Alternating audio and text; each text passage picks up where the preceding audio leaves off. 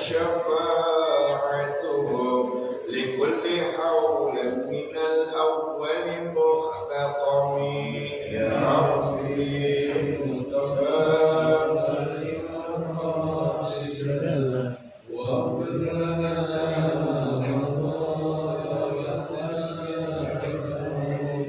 مولاي صل وسلم دائما أبدا على النبي وعلى البيت كلهم يا ربي مصطفى بلغ مقاصدنا واغفر لنا خطايا واشرارنا اللهم صل وسلم وبارك عليه وعلى آله. Alhamdulillah, alhamdulillah rabbil alamin. Alhamdulillahilladzi an'amana bi ni'matil iman wal islam. Wa nusalli wa nusallim ala khairil anam sayyidina Muhammadin wa ala alihi wa sahbihi ajma'in. Asyhadu an la ilaha illallah wa asyhadu anna Muhammadan rasulullah. Allahumma salli wa sallim barik ala sayyidina wa habibina wa syafi'ina wa maulana Muhammadin wa ala alihi wa sahbihi wa man tabi'ahum bi ihsanin ila yaumiddin. Amma ba'd.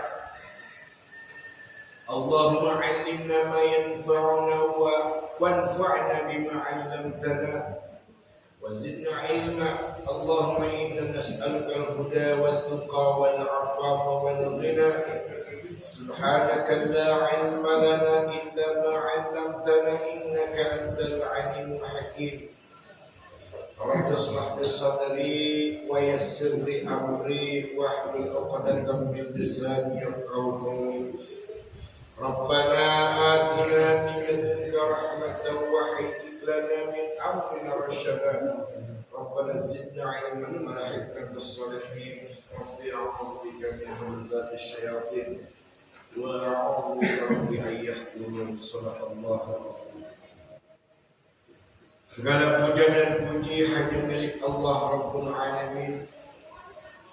Alhamdulillah, marilah sama-sama kita bersyukur kepada Allah atas berbagai nikmat yang diberikan kepada kita, sehingga di pagi hari yang berkah ini kita dapat bermuwajahah, dapat berkumpul dalam majlis ilmu, majlis zikir, majlis yang amat sangat dicintai oleh Allah Subhanahu wa taala. Sekaligus majlis ilmu ini dicintai oleh Nabi kita Muhammad Rasulullah sallallahu alaihi wasallam, di mana ini adalah taman di antara taman-taman surganya Allah, sehingga para malaikat pun berhimpun di tempat ini, dan mereka para malaikat-malaikat yang hadir turut serta di majelis ilmu ini semuanya mendoakan kita, memohonkan ampunan kepada Allah untuk kita, dan semoga kita sebagai hamba-hamba Allah yang senantiasa mendapatkan keridhaan dari Allah Subhanahu wa taala. Amin ya rabbal alamin. Salawat beserta salam semoga selalu tetap tercurahkan kepada junjungan kita, suri tauladan kita, qudwah kita, Nabi kita yang mulia, Nabi Muhammad ibn Abdullah beserta kepada keluarganya, para sahabat-sahabatnya, para istri-istrinya, ummahatul mukminin, dan mudah-mudahan selawat beserta salam ini juga tersampaikan kepada kita umatnya yang kelak insyaallah mendapatkan syafaatul uzma yaumil qiyamah nanti. Amin ya rabbal alamin. Kekuatan iman rahimani wa rahmatullah jami'an. Dalam kesempatan ini kita membahas tentang al-kabair kembali, dosa-dosa besar, di mana pada hari ini kita membahas tentang kebahagiaan, kesenangan yang dibenci oleh Allah Subhanahu wa taala. Dalam surat Al-Qasas ayat 76 Allah Subhanahu wa taala berfirman, A'udzu billahi minasy syaithanir rajim. Innallaha la yuhibbul farihin. Sesungguhnya Allah Subhanahu wa taala tidak mencintai orang-orang yang bersenang-senang. Allah Subhanahu wa taala tidak mencintai kepada orang-orang yang selalu berbangga-bangga diri.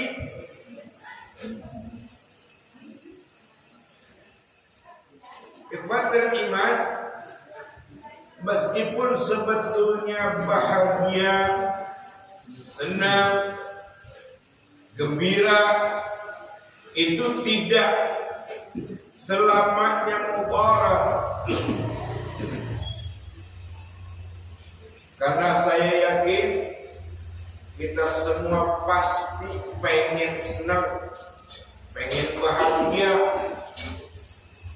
dan menginginkan kegembiraan pasti. Siapa sih orang yang gak mau bahagia? Siapa sih orang yang gak mau senang? Siapa sih orang yang gak mau gembira? Namun ada kebahagiaan, ada kesenangan, ada kegembiraan yang dibolehkan oleh Allah.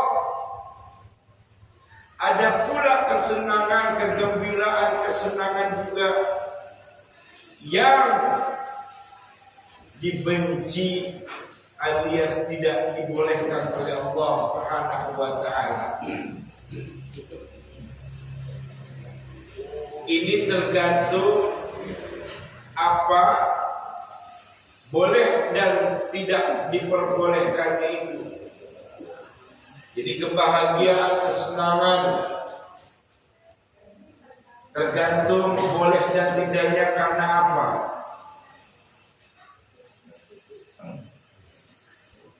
Contoh bahagia yang diperbolehkan oleh Allah adalah orang-orang yang bahagia ketika dia mendapat nikmat, dia bersyukur kepada Allah, dia senang, usahanya berhasil, dapat kerjaan yang enak, tendernya gol. Lalu yang diperbolehkan dia senang, hatinya pasti senang, bahagia pasti. Tapi dia mewujudkan kebahagiaannya itu dengan sujud syukur kepada Allah. Lalu dari rezeki yang dia peroleh, usahanya itu 2,5% dia berikan kepada yang berhak. Ini sebagai tanda bukti kebahagiaan, kesenangan yang dibolehkan oleh Allah. Bersyukur dia kepada Allah. Namun hal-hal yang tidak diperbolehkan alias dibenci oleh Allah, dia senang, dia bangga, dia gembira. Tapi senang, bangga dan gembiranya ini Allah benci. Yaitu kepada orang yang mengambil hak milik orang lain.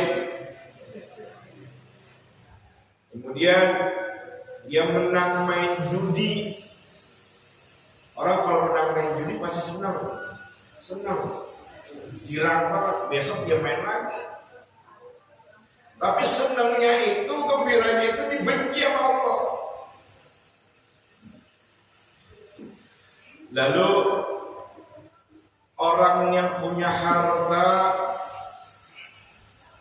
kaya dia, tapi merasa sombong. Ini orang yang senang, bahagia, tapi Allah benci. Punya harta, punya kekayaan, tapi sombong. Kemudian ada pula yang tidak diperbolehkan di dalam bekerja, meskipun dia senang kerja di tempat itu, gajinya besar, posisinya lumayan bagus, tapi Allah benci dengan tempat pekerjaan itu, yaitu tempat di mana ada unsur-unsur ribanya. Dia senang dapat jabatan di tempat kerjaan itu, dia senang dapat gaji yang besar dari tempat itu, tapi Allah benci dia, Allah murka sama dia. Karena apa? Karena tempat kerjanya itu banyak mengandung unsur riba. Ikhwatal iman rahimani wa rahimakumullah jami'an. Bila sebab-sebabnya itu akan muncul yang baik, pasti gak akan ada masalah. Seperti datangnya bulan Ramadan, senang pasti kita, gembira pasti kita. Wah, besok mau bulan puasa, senang kita. Wah, besok udah mau Idul Fitri, Lebaran, senang kita.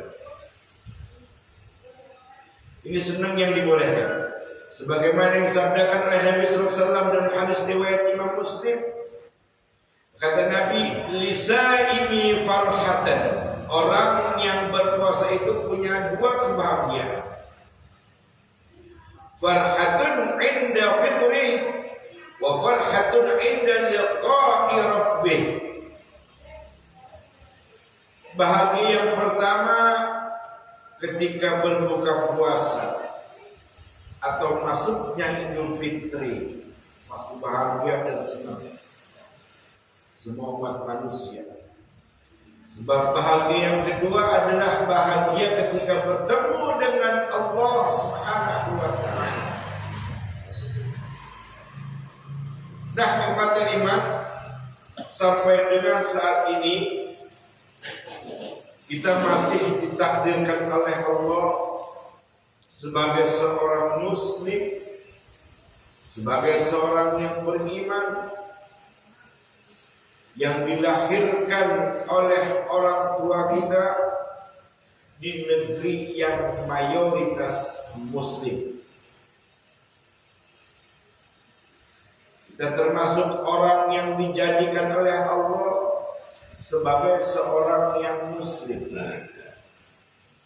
Kita termasuk orang yang diberi kepercayaan oleh Allah untuk tetap dalam keadaan beriman kepadanya. Jadi boleh dan tidak bolehnya itu senang, bahagia, berbangga-bangga. Yang pertama dilihat dari sebabnya, yaitu sebab yang diperbolehkan atau sebab yang tidak diperbolehkan alias dibenci oleh Allah Subhanahu wa ta'ala. Lalu bisa juga dilihat dari sisi akibatnya. Efeknya itu apa? Dari bahagianya itu yang dia rasakan. Kalau efeknya, akibatnya dan dampaknya bagus, berarti bahagia itu bahagia yang baik. Tapi kalau dampaknya, efeknya buruk, maka bahagianya itu menjadi buruk. Contohnya dalam sebuah hadis Nabi Sallallahu Alaihi Wasallam, sebagai contoh nih, sebabnya baik, hasilnya jadi buruk. Bagaimana dicontohkan oleh Nabi SAW tentang 3 orang yang pertama-tama kali dihakimi oleh Allah Subhanahu wa taala, yaitu salah satunya orang yang belajar ilmu, juga dia pintar baca Quran, bisa menghafal Quran, bahkan sampai 30 juz hafal dia bacaan-bacaan Quran. Tapi bahagianya itu, efeknya kita lihat dulu, dampaknya kita lihat dulu. Sebabnya udah bagus, penuntut ilmu, penghafal Quran, sebabnya udah benar ini. Nah setelah itu bagaimana dengan efeknya, bagus atau tidak? Kalau bahagia dan senangnya itu membawa dirinya menjadi ujub, senang pamer, kepengen ngedapetin gelar ini dan itu, meskipun sebabnya udah benar, dia menuntut ilmu, dia menghafal Quran, menjadi hafiz Quran. Kalau dirinya menyebabkan ujub, pengen gelar ini, pengen gelar itu, ini efeknya nggak bagus, dampaknya nggak bagus. Makanya orang ini dihakimi pertama kali nanti di hadapan Allah yang seperti itu. Penghafal Quran, orang-orang yang berilmu, mobil khusus tentang ilmu agama dia paham. Tapi dia nanti dihakimi dulu oleh Allah pertama kali dia lahir itu. Pertama kali itu akan dihakimi oleh Allah. Ilmunya itu diamalkan atau tidak, bacaan Quran yang dia hafalkannya itu diamalkan atau tidak, dan ketika mengamalkannya itu karena faktor apa? Karena faktor mencari ridha Allah atau pengen gelar ini dan itu. Ketika dia katakan saya ingin cari ridhamu ya Allah, kadzabta, kata Allah. Kadzabta, dusta kamu. Allah kan maha tahu tentang hati kita. Allah maha mendengar apa tujuan kita. Ikhwatal iman rahmani wa rahmatullah jami'an. Seorang ulama Imam Ibnu Juzai mengatakan bahagia yang tercela itu adalah al-farahul ladzi yaqulu ila al-ujub wa tughyan. Bahagia yang salah itu, kata seorang ulama yang bernama Imam Ibnu Juzai, bahagia yang salah itu yang membawa kepada ujub manusianya dan perbuatannya hingga melampaui batas. Kalau bahagianya itu kemudian kepada ujub dan melampaui batas, itu berarti bahagia yang dibenci oleh Allah Subhanahu wa taala. Banyak sekali terjadi bahagianya itu bahagia yang banyakkan Allah benci.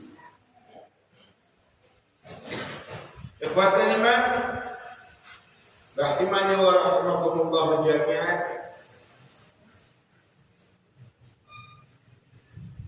Maka kebahagiaan yang membawa kepada ujub, yang membawa kepada persaingan,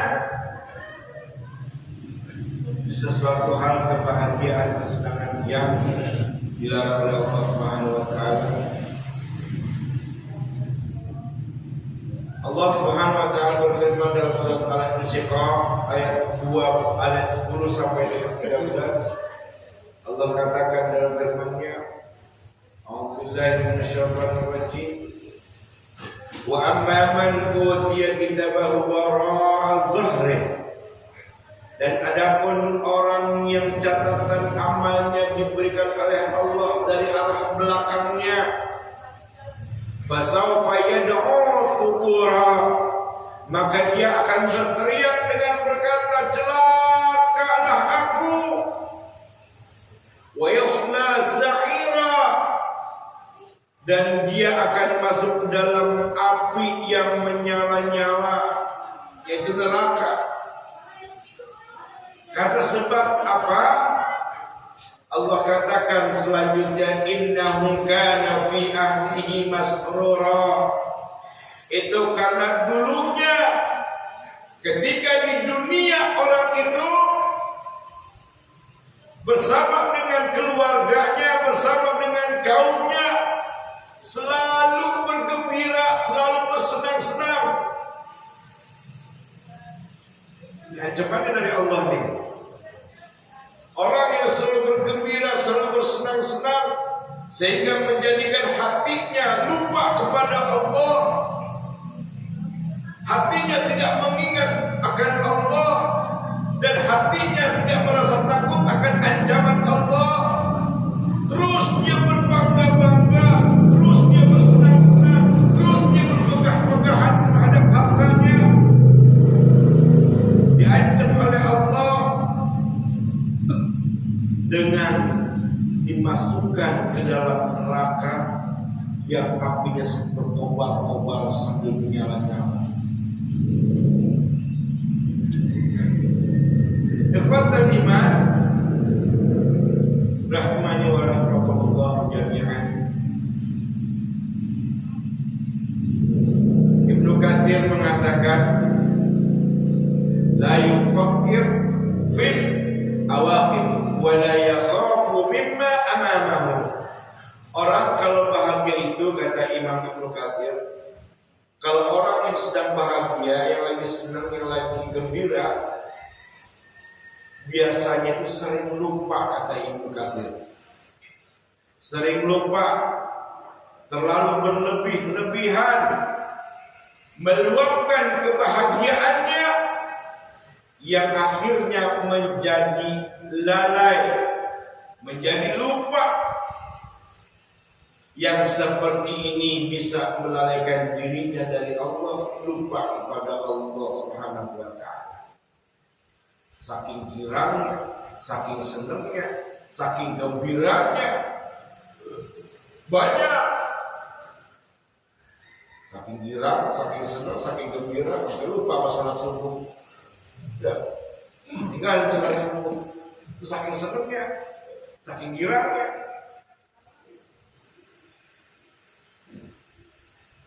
Lalu kata Imam Ibnu Katsir berkata lagi, fa'aqabahu dzalikal farahul yasir al-husnul tawil.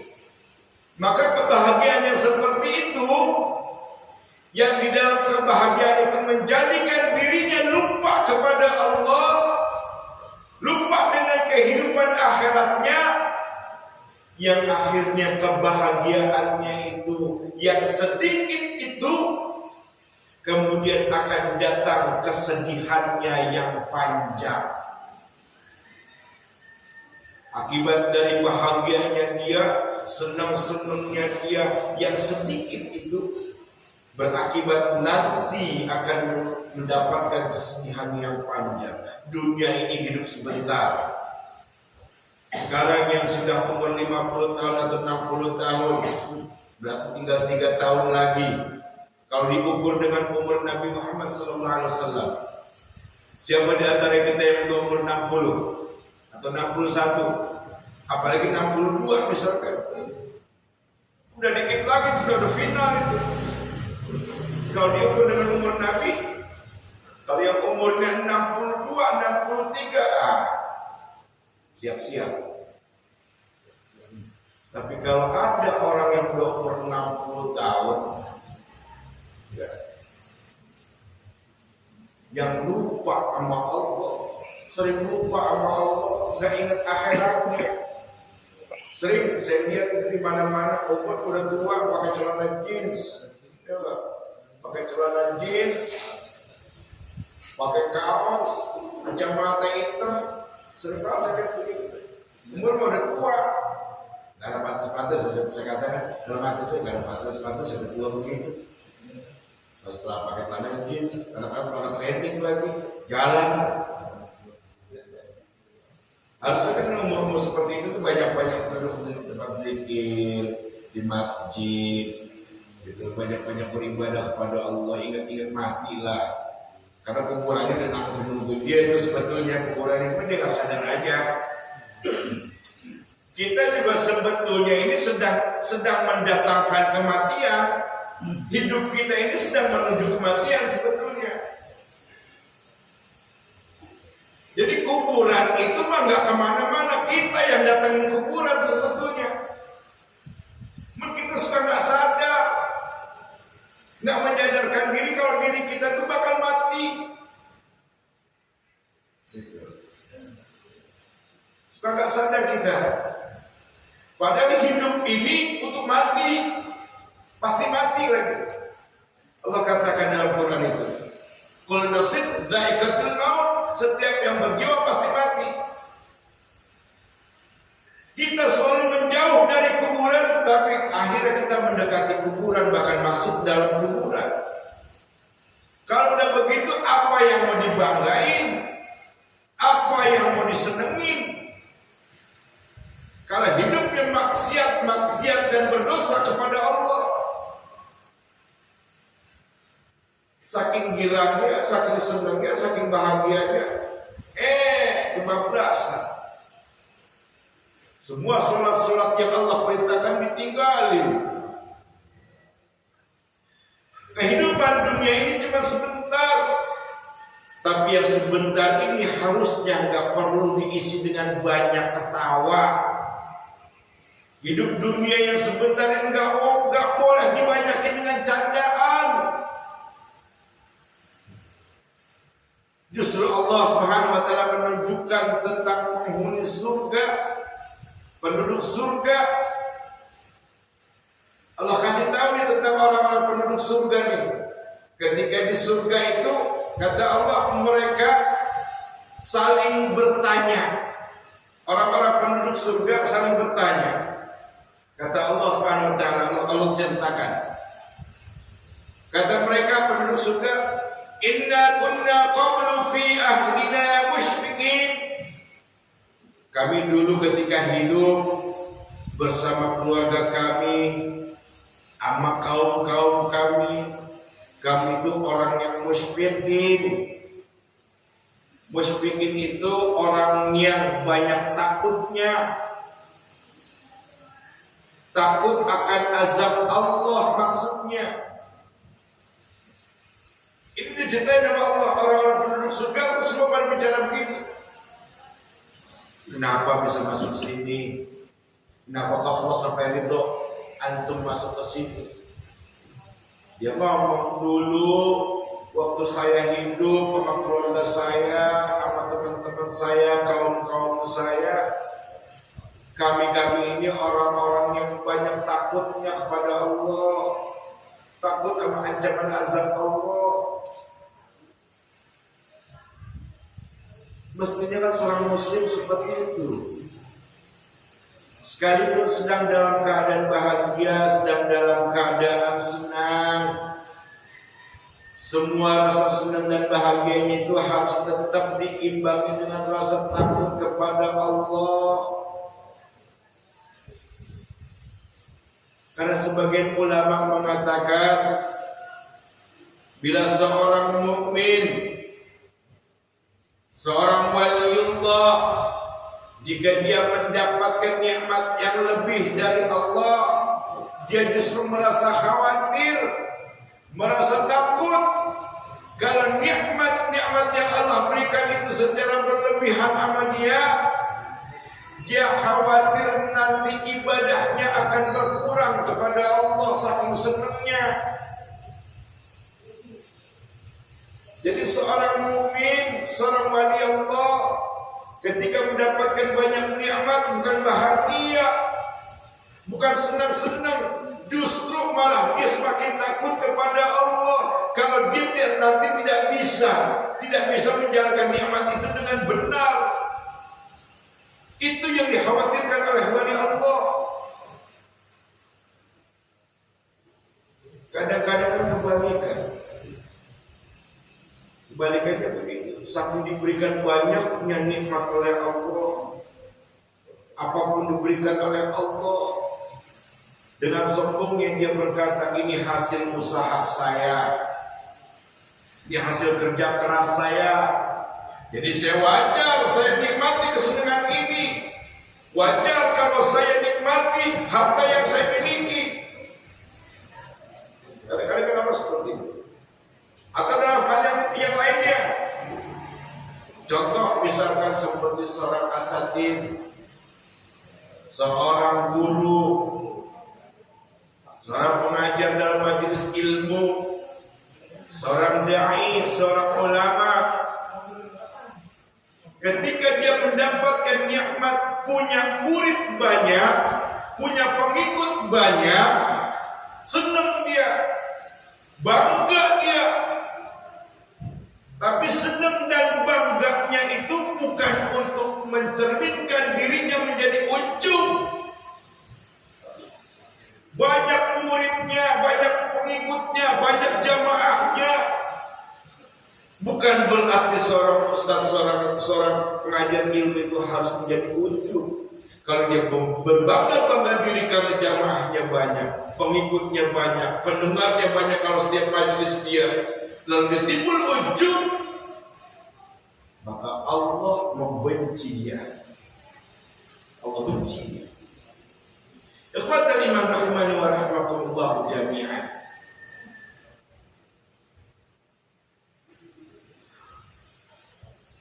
Ketika dia udah pegang segala sesuatu nikmat yang diberikan oleh Allah Subhanahu wa taala,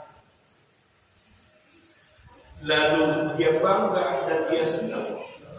Saking bangga dan senangnya itu dia lupa diri. Dia lupa diri hingga lalai mengingat Allah Subhanahu wa taala. Jangan pernah kita merasa berbangga-bangga yang terlalu berlebih-lebihan, senang-senang yang berlebih-lebihan, bahagia yang berlebih-lebihan. Bukan gak boleh, silakan saja. Tapi ada pesan dari Nabi Sallallahu Alaihi Wasallam pada bagian terakhir ada pesan dari Nabi Sallallahu Alaihi Wasallam, "Lau ta'lamuna ma a'lam, la bahiktum qalilan, wala baqaitum katsiran."